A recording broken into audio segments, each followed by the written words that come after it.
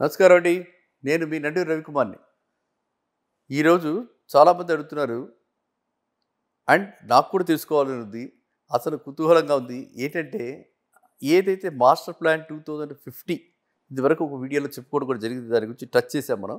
So, 2050 గురించి అసలు ఎంతమందికి అవగాహన ఉంది? ఎంతమంది పెట్టుబడిదారులు, ఎంతమంది ఈ రోజున కొనుగోలు చేస్తున్నారో వాళ్ళందరూ కూడా 2050 గురించి ఎంతమందికి అవగాహన ఉంది? తెలుసుకోవాల్సినటువంటి అవసరం ఉంది.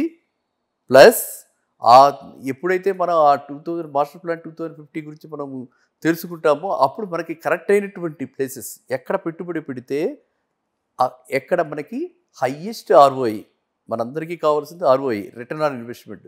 పెట్టుబడిదారు చూసేది రిటర్న్ ఆన్ ఇన్వెస్ట్‌మెంట్ కాబట్టి ఎక్కడ పెట్టుబడి పెడితే రిటర్న్ ఆన్ ఇన్వెస్ట్‌మెంట్ హైయెస్ట్‌గా ఉంటుంది. నెక్స్ట్ ఎలాంటి ప్లేసెస్‌లో మనం పెట్టుబడి పెడితే మంచి లాభం పొందగలుగుతాం. ఇట్లాంటి విషయాల మీద మనం చర్చిద్దాం. ఇవాళ ఇప్పుడు ఈ రోజున మనం చూసుకుంటే మాస్టర్ ప్లాన్ 2050 ప్రకారంగా మనకి ఆయన చెప్పింది ఈ ఔటర్ రింగ్ రోడ్, మనకు already existing outer ring road ఉంది.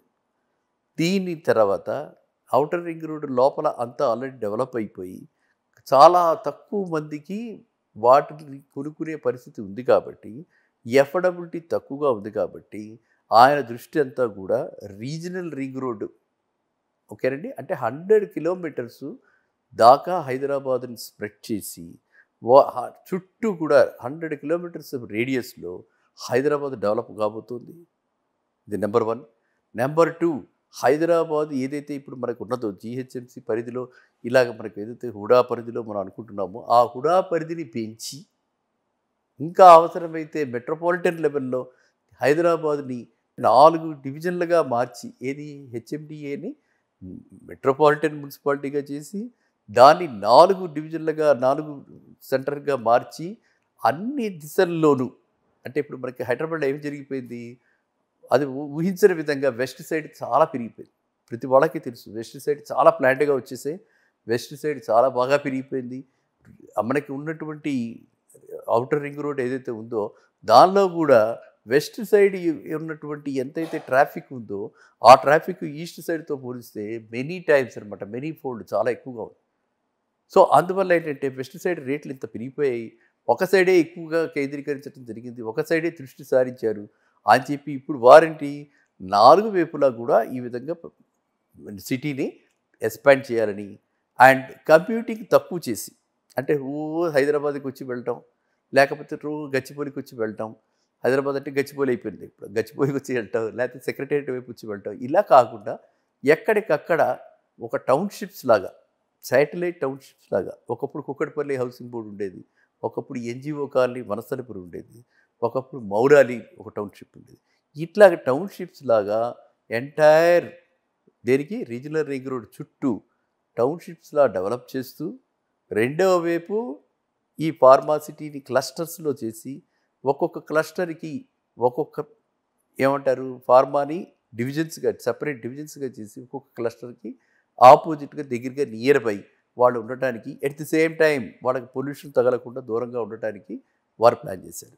సో ఈ ప్లాన్ని దృష్టిలో పెట్టుకుని మనం ఎప్పుడైనా సరే కొనుక్కునేటప్పుడు ఎందుకంటే మనకు కావాల్సింది ఏంటి, భవిష్యత్తులో మంచి రెంట్లు రావాలి, భవిష్యత్తులో మంచి మన పెట్టుబడికి రాబడి రావాలి, ఈ రెంట్ రూపంలో రావాలి, అటు క్యాపిటల్ కూడా ఇంక్రీజ్ అవ్వాలి. అంటే మనం కొన్నదానికంటే మెనీ ఫోల్డ్ ఇంక్రీజ్ ఉంటే మనకు అంత ప్రాఫిట్, ఎంత పెడితే అంత వచ్చింది అనేది మనం చూసుకుంటాం. కాబట్టి మనం కూడా దీన్ని ఫాలో అయ్యి ఈయన ఏ విధంగా కనెక్టివిటీ, ఇప్పుడు ఏంటి అక్కడికక్కడే కనెక్టివిటీ, ఆ టౌన్షిప్లోనే వాళ్ళు అక్కడికక్కడ ఉంటారు, అక్కడ ఎంప్లాయీస్ అయితే అలా ఉంటారు. మరి ఎట్ ది సేమ్ టైం మరి సిటీ లోపలికి రావాలి, గచ్చిబౌలి ఇలాంటి ప్లేసెస్కి బండి రావాలి, సెక్రటేరియట్ కోటి వీటికి రావాలి అని అంటే వాటన్నిటికీ కూడా ర్యాపిడో, ఏదైతే ఇప్పుడు మనం చూసే ర్యాపిడో కాకుండా ఆ rapid express trains, buses, bullet buses, ఇట్లాంటివన్నీ కొత్త మోడర్న్ టెక్నాలజీ తోటి ఎలక్ట్రిక్ బస్సెస్, అవి మన వాళ్ళు ఆలోచిస్తున్నటువంటిది. మన ప్రస్తుత గవర్నమెంట్ ఏంటంటే ఈ విధంగా సిటీని మినిమం 100 కిలోమీటర్స్ రేడియస్లోకి తీసుకెళ్దామని చెప్పి ఈ విధంగా రేవంత్ రెడ్డి గారి మాస్టర్ ప్లాన్ చర్చించడం జరిగింది. ఆల్రెడీ ఫార్మా పీపుల్ అందరికీ ఇది ప్రజెంటేషన్ చేయడం జరిగింది. ఇప్పుడు దీనికి ఎప్పుడు రూపు దాల్చుతుంది అనే ఎదురు చూస్తున్నారు అందరూ. అది రూపు ఎప్పుడు దాల్చుతుంది ఏమిటి అంటే ఇవన్నీ కూడా మనకి ఇప్పుడు ఎలక్షన్స్ ఉన్నాయి. ఇంకో 2 నెలలు అయిపోతే బై June 15th మనకి మొత్తం పిక్చర్ క్లియర్గా ఉంటుంది. జూన్ 15th తర్వాత మనం ఈ వీటి మీద అంటే ఏంటి ఇప్పుడు మాట కాకుండా చేతలోకి వచ్చే అవకాశాలు ఉన్నాయి. ఆ రోజున మనము రూపురేఖలు బట్టి డెఫినెట్‌గా మనం ఎక్కడెక్కడ వస్తున్నాయి అని చెప్పి చూసుకుని, అక్కడ మనం క్విక్‌గా ఇన్వెస్ట్ చేస్తే అంటే మనం ఎంత ఎర్లీగా డెసిషన్ తీసుకుంటే, ఎంత త్వరగా అంటే ఎంత తొలి దశలో మనం తీసుకోవాలన్నమాట. తొలి దశలో తీసుకుంటే తుది దశకు వచ్చేటప్పటికి రీజనల్ రింగ్ రోడ్ అయిపోయేటప్పటికి అది 3 ఏళ్ళు పడుతుంది. 3 ఏళ్ళు అయ్యేటప్పటికి మనం పెట్టిన పెట్టుబడి డెఫినెట్‌గా 100% గ్రోత్ ఉంటుంది. ఇప్పుడు ఇవాళ చాలామంది చెప్తున్నాం కదా! 6,000-10,000 రూపాయల లోపల అక్కడ ఉన్నాయి. 6,000-10,000 రూపాయల లోపల మనం పెట్టుకుని మంచిది. అది మళ్ళా అగైన్ అంటే again I'm telling only DTCP approved, only HMDA approved అలాంటి లేఅవుట్లలోనే మనం పెట్టుబడి పెట్టాలి. ప్రీ లాంచ్ ఇవి తక్కువకు వస్తున్నాయి కదా అని కొనకూడదు. అది మనం రిపీటెడ్గా చెప్పుకుంటున్నాము. దీంట్లో చాలా అవగాహన కలగజేస్తున్నాము. అండ్ పర్టికులర్లీ రియల్ వీక్షకులు అందరికీ కూడా, ఎందుకంటే చాలామంది స్పీకర్స్ వస్తున్నారు. అందరూ రిపీటెడ్గా చెప్తున్నది కూడా మీరు పరిగణలో తీసుకుని ఏంటంటే ఎప్పుడు కూడా ప్రీ లాంచ్ అని చెప్పి అప్రూవల్ లేని సైట్స్లో కానీ అప్రూవల్ లేని ఫ్లాట్స్లో కానీ పెట్టుబడి పెట్టకండి, తక్కువలో వస్తున్నాయని చెప్పి. ఓకేనా? ఇప్పుడు రేవంత్ రెడ్డి గారి మాస్టర్ ప్లాన్ 2050 మీద ఎన్ని నాకు తెలిసి 8-10 clusters around regional ring road,